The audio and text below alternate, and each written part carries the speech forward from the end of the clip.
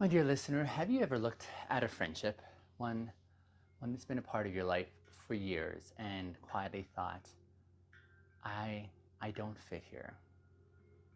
Not because of a fight, not because of betrayal, but, but because you've changed, and and the friendship has not changed along with you. Today we're talking about what it really means to outgrow a friendship and and how to let go without guilt, drama, or self-betrayal. Welcome back. I'm so glad you're spending the next few minutes with me.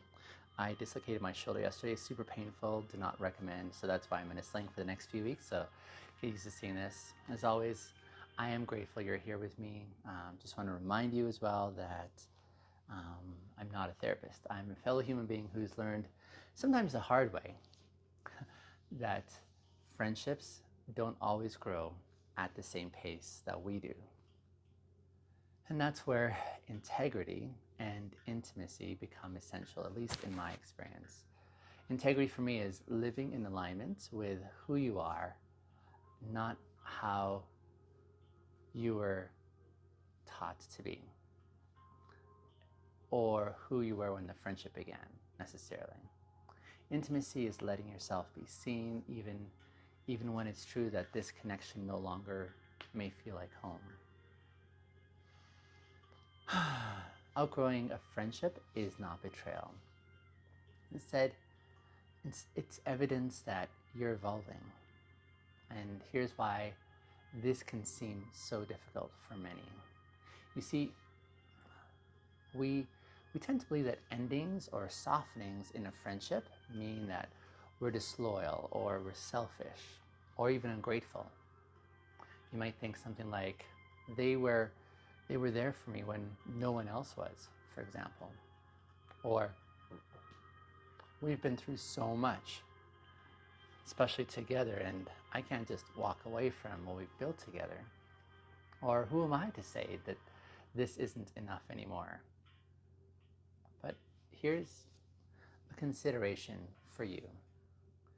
You can honor the history and still tell the truth about the present moments. You can appreciate what was without having to force what is.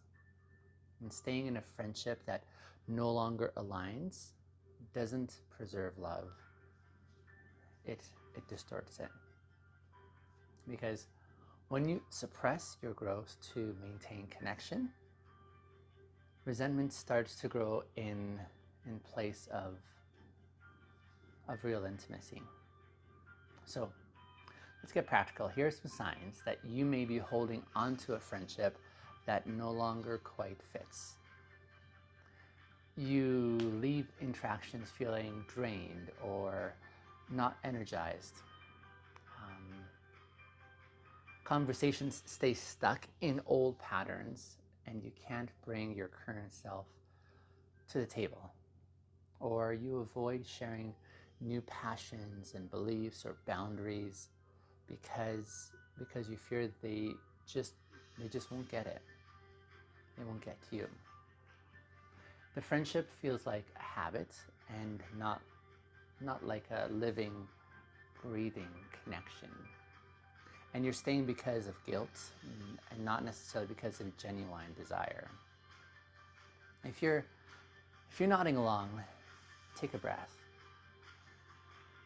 There's no shame here, only an invitation to listen to what your life is telling you. So letting go doesn't have to be a dramatic exit. It can be a quiet return to yourself again. And here's how I propose approaching it. Get clear with yourself first and ask, what is it about this friendship that no longer aligns with who I am? Am I holding out of love or out of fear? And then decide if a conversation is needed. See, not every transition requires a formal breakup.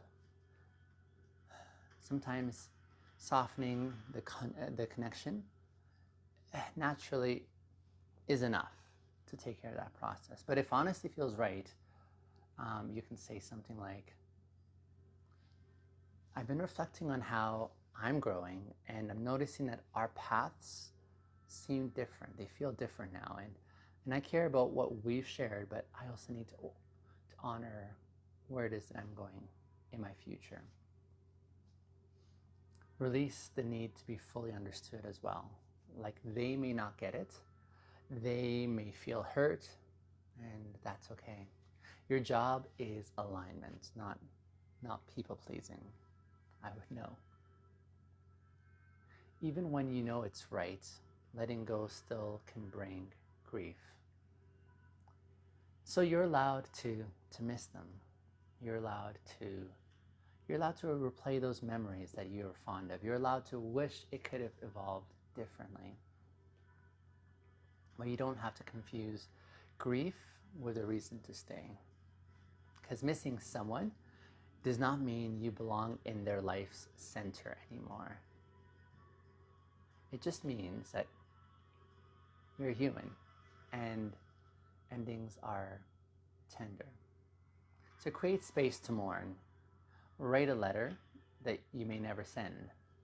Or look through those old photos and then archive them if you need.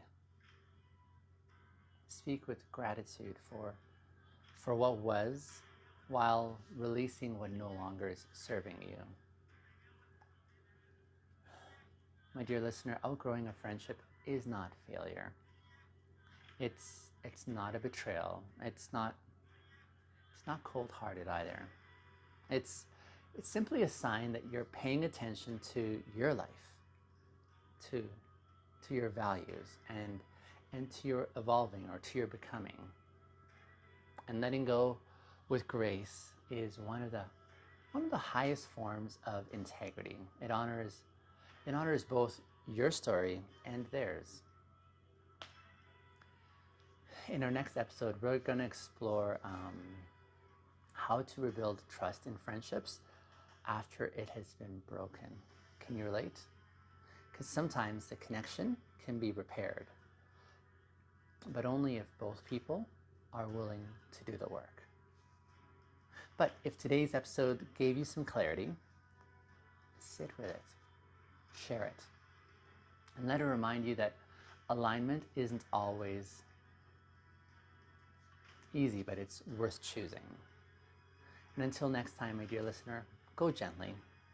Be kind to yourself, because you're doing far better than you think. See you soon.